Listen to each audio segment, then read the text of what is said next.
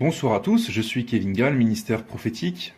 Nous sommes le 25 juillet 2017, il est 1h du matin. Et après un temps de prière et de méditation, j'aimerais vous faire une nouvelle vidéo d'exhortation et d'avertissement sur un thème que j'ai déjà abordé à plusieurs reprises dans plusieurs vidéos. Mais que voulez-vous? Le Saint-Esprit rabâche les mêmes choses, et de la même manière que Paul, Pierre rabâchaient les mêmes choses et avertissaient les églises sur les mêmes problèmes, et notamment des problèmes qui allaient arriver à la fin des temps, eh bien je constate également que le Saint-Esprit persiste en moi pour que je puisse avertir la multitude concernant des dérives et des dangers qui s'opèrent à l'heure actuelle par des pièges du diable au sein de l'Église, et notamment en ce qui concerne les nouveaux convertis. Alors, la semaine dernière, j'ai reçu une vision. J'ai fait part de cette vision sur Facebook. Et là, en méditation, le Saint-Esprit m'a ramené à mon esprit cette vision. Et c'est là que j'ai compris que le Seigneur veut encore que j'insiste pour avertir. Alors, cette vision, c'est un serpent qui fait face à un lion. Les deux se font face. Et j'ai essayé de trouver sur Internet une image qui correspond à cette vision que j'ai reçue. Et j'ai trouvé que cette image correspond le mieux à ce que j'ai reçu. Et l'interprétation n'était pas compliquée, puisque dans l'esprit, le Seigneur était en train de me révéler, de me montrer des choses que je savais déjà, mais qu'il fallait encore que je dise. Mais là, à travers cette vision, j'ai trouvé effectivement que le message est encore plus explicite. Vous savez que Dieu parle souvent par des visions ou par des symboles pour schématiser et pour résumer une idée, une pensée ou encore un discours. On dit souvent que les symboles parlent mieux que de longs discours. Et là, c'est tout à fait ça. Alors, je vais vous expliquer ce que j'ai vu pour vous faire comprendre la réalité spirituelle de nos jours, de notre époque, de notre génération, et qui va, hélas, s'empirer dans les années et les temps à venir, jusqu'au retour du Seigneur. Le serpent correspond à Satan, qui est dans le monde. Et le lion correspond à Satan, qui est dans l'Église. On pourrait penser que dans la vision, le serpent c'est Satan et le lion c'est Jésus. Mais le lion que j'ai vu en vision, ce n'était pas un lion qui était pur, mais c'était un lion qui était malsain. Et le serpent faisait face au lion, le lion faisait face au serpent. Et cette image est incomplète, puisque dans la vision, le serpent crachait des âmes qui étaient dévorées et avalées par le lion.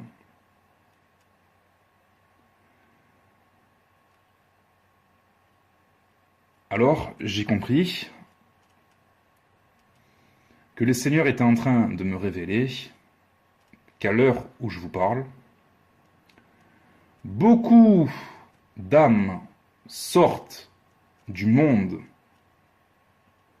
et de l'emprise du diable, symbolisé par le serpent, Satan dans le monde. Ils sont rachetés par le Seigneur Jésus-Christ à la croix, mais aussitôt qu'ils intègrent l'Église, ils sont avalés par le diable qui est à l'intérieur de l'Église par l'intermédiaire ou par ce qu'on appelle l'apostasie, où on sait très bien que Satan et les démons sont derrière l'apostasie, les esprits de mensonge, les doctrines de démons, les hérésies, les folies, les faux dieux, les faux Jésus, les faux évangiles, les faux esprits qui ressemblent au Saint-Esprit. Et le Seigneur me faisait comprendre que les âmes à peine sorties du monde, à peine sauvées, lorsqu'elles intègrent l'Église, elles meurent spirituellement et elles sont orientées vers un faux lion qui n'est pas Jésus-Christ, mais qui est le diable, qui les avale. Et pour vous dire comme cette vision, elle est vraiment à propos, puisqu'elle est biblique, on sait que le lion rôde comme un lion rugissant, cherchant qui dévorer dans l'Église. Donc la vision est inspirée, l'interprétation est juste.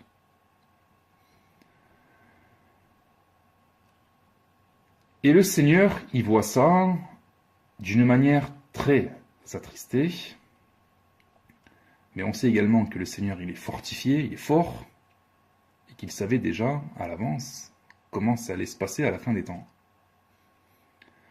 À peine les âmes sont lavées par le sang de Jésus, à peine elles reçoivent le Saint-Esprit, qu'elles intègrent des chrétiens, des groupes de chrétiens, des assemblées, des églises locales, et qu'elles sont la proie d'esprits démoniaques, de mensonges, de fausses doctrines, de tromperies, de ruses, et de toutes sortes de mauvaises œuvres, et d'égarements, de confusion et de tromperies. Et ça, c'est un problème pour Dieu. Et ça, c'est un problème pour les véritables serviteurs de Dieu, qui voient ces choses et qui doivent absolument secourir ces âmes nouveau-nées et qui sont dévorées.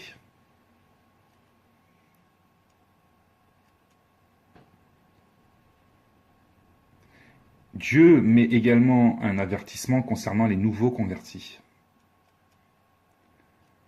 Dieu a parlé concernant les temps de la fin, qu'il y aurait des faux enseignements, des doctrines de démons, des hérésies, des folies. Mais il y a également un gros problème. Ce sont les nouveaux convertis qui sont poussés par le diable à s'élever pour enseigner, pour diriger, pour faire des choses que Dieu ne leur a jamais demandé de faire, et qui se sont levés d'eux-mêmes audacieusement sans attendre un appel personnel du Seigneur pour faire ce qu'ils font.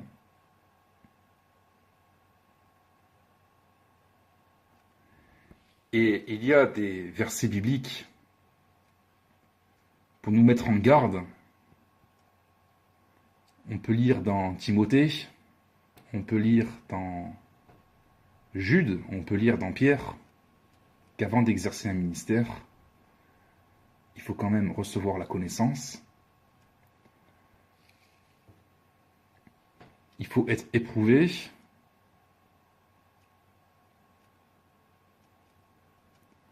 Et il faut quand même avoir une vie sanctifiée, irréprochable devant Dieu. Autrement, des esprits démoniaques utiliseront ces nouveaux convertis qui s'élèvent de toutes parts, et on le voit par Internet, et qui malheureusement ignorent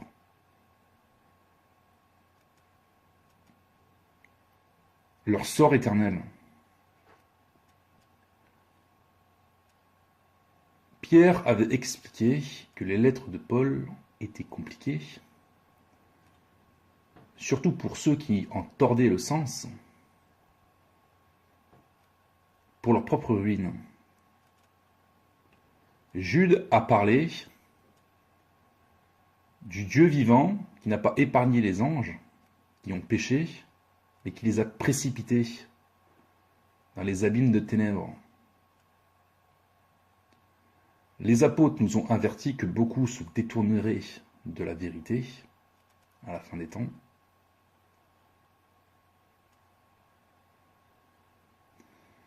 Pour s'attacher à des fables, à des esprits séducteurs, et beaucoup par orgueil, arrogance, mépris, moquerie, se mettraient à calomnier la vérité et à faire un vrai travail de destruction de l'œuvre de Dieu, entre guillemets, si c'était possible, au sein des églises. Et sur Internet, à travers les réseaux sociaux, il y a bien trop de personnes qui parlent sans connaître Dieu, qui enseignent sans connaître la parole de Dieu, qui donnent des réprimandes et des exhortations en dehors de la justice et de la vérité, qui ne sont pas inspirés, qui méprisent et calomnient de véritables serviteurs de Dieu, qui n'ont pas du tout l'approbation de Dieu, la validation du Saint-Esprit pour faire ce qu'ils font, et qui ne savent pas non plus où ils vont.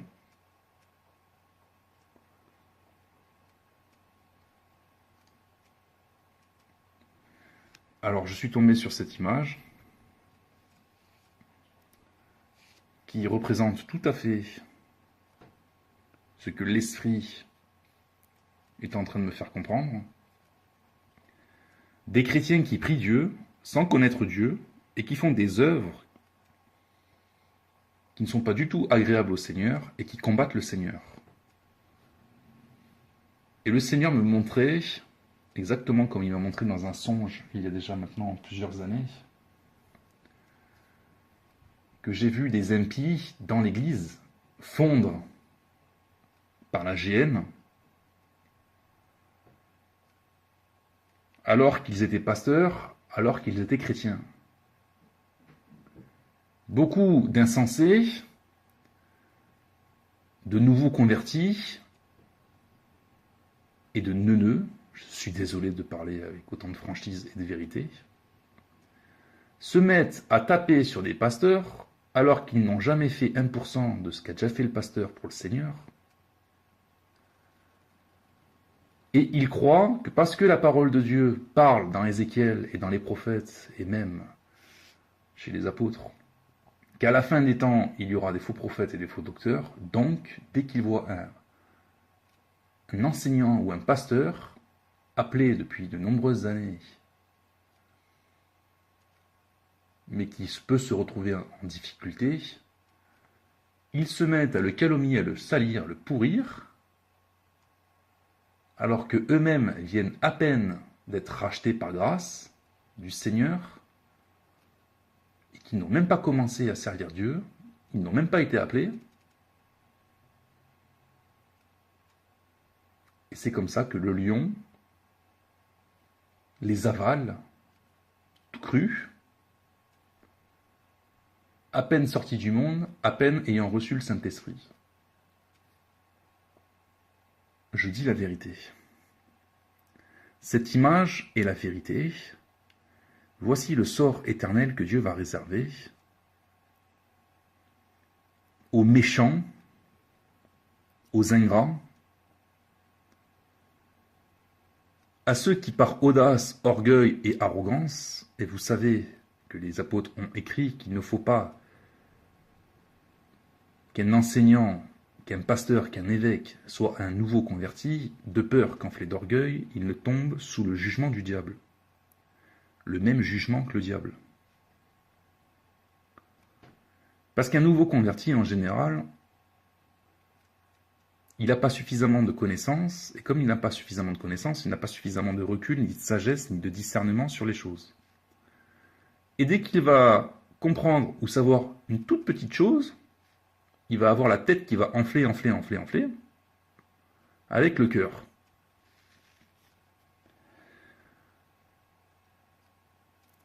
Et Dieu qui connaît toutes choses, Dieu qui a établi bien avant des nouveaux convertis, ce qu'on appelle des anciens, dans le ministère, pensez-vous qu'il va supporter une telle ingratitude de la part de nouveaux convertis qui étaient dans le monde et dans l'ignorance bien avant que des ministères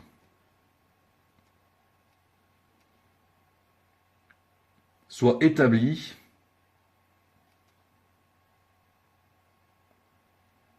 et qu'ils aient eux-mêmes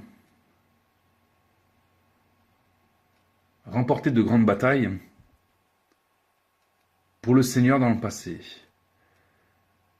Je veux dire qu'il y a des nouveaux convertis, ils étaient dans une débauche pas possible, au moment où des hommes de Dieu avaient déjà de l'expérience dans le Seigneur depuis des années, pour remporter de grandes batailles à la gloire de Dieu.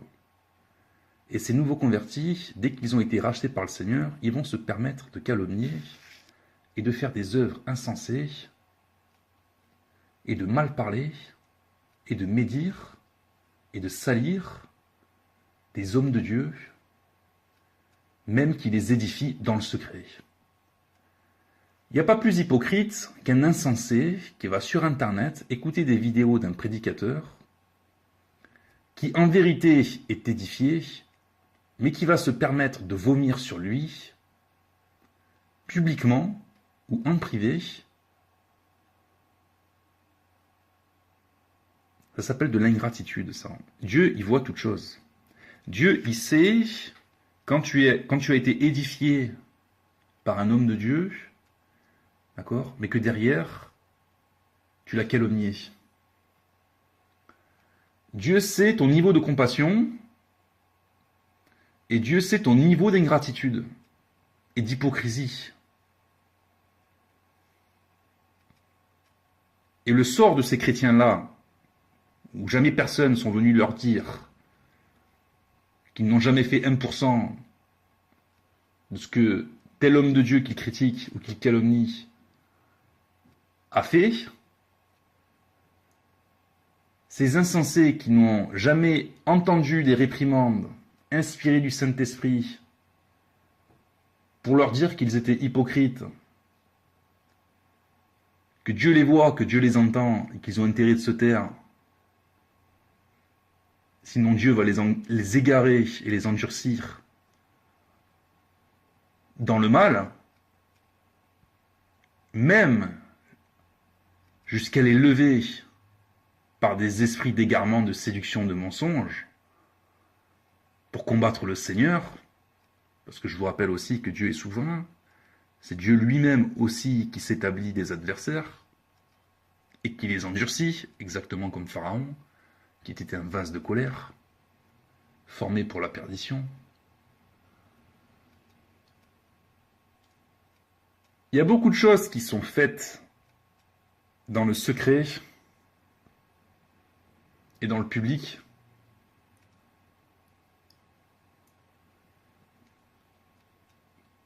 qui sont dans l'ingratitude, dans la folie, tout en priant le Seigneur, tout en disant faire cette œuvre de la part du Seigneur,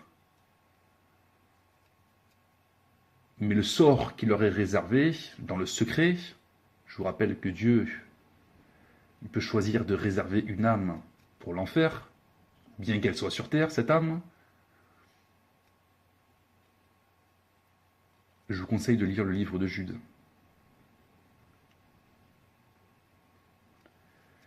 Bref, tout ça est très dangereux. Moi, quand le Seigneur me montre ce genre de vision, et que je tombe sur des images qui sont tout à fait explicites en rapport avec le message du Saint-Esprit que je reçois, en prière, en méditation, je peux vous dire que je suis effrayé. Parce que le vrai Dieu ne pardonnera pas ces nouveaux convertis qui transgressent les commandements de Dieu sur l'ordre des églises, sur la manière d'être établis, d'être envoyés. Et maintenant, c'est le désordre aussi, et l'apostasie. Et je suis convaincu qu'il y aura un jugement pour ça.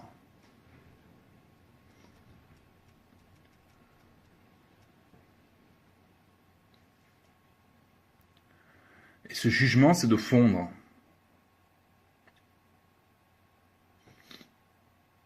tout en priant le Seigneur. Dans la GN. Vous verrez des âmes dans la GN. Je l'espère pas pour vous. Mais peut-être en vision, si Dieu vous fait cette grâce, par un songe, je vous parle de quelque chose que j'ai vécu, que j'ai reçu de Dieu. Si Dieu vous communique le même songe que j'ai reçu il y a maintenant, je ne sais pas, 5 ans ou 6 ans, des âmes fondre dans la GN et ramper comme des squelettes incandescents avec la chair qui fond, je vous souhaite de recevoir un tel songe de manière à ce que vous soyez connecté avec le vrai Dieu. Et de manière à ce que vous réfléchissiez bien à ce que vous faites quand vous décidez de vous lever pour faire des vidéos, pour prêcher, pour faire des blogs, des forums, pour raconter votre vie et votre philosophie de la vie, avec le nom de Jésus.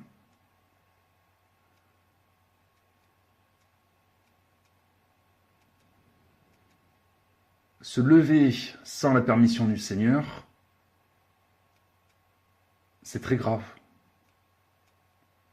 Faire des choses sans la permission du Seigneur, je vous renvoie à la vidéo d'hier sur les guerres de l'Éternel, c'est très grave. Et le châtiment, il est éternel.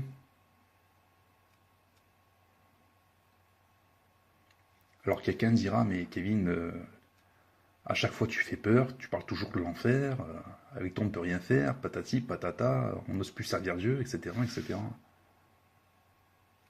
Ben, je vous conseille d'être connecté avec l'esprit de Dieu pour comprendre que je dis la vérité.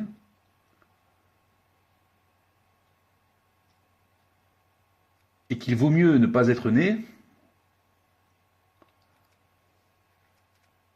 plutôt que de s'être levé sans permission divine.